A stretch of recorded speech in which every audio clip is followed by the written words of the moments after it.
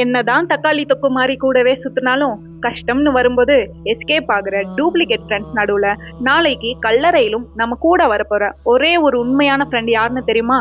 அஸ்ஸலாமு அலைக்கும் வரஹ்மத்துல்லாஹி வபரகாத்துஹு.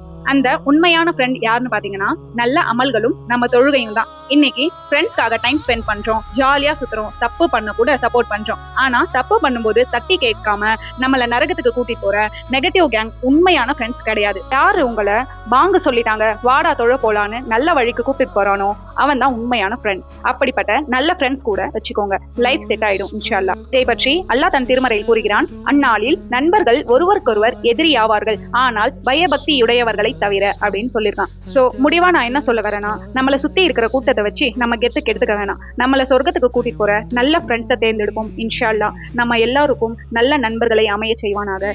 இந்த வீடியோவை உங்க ஃப்ரெண்ட்ஸ்க்கு ஷேர் பண்ணுங்க. அஸ்ஸலாமு அலைக்கும் வரஹ்மத்துல்லாஹி வபரகாத்துஹு.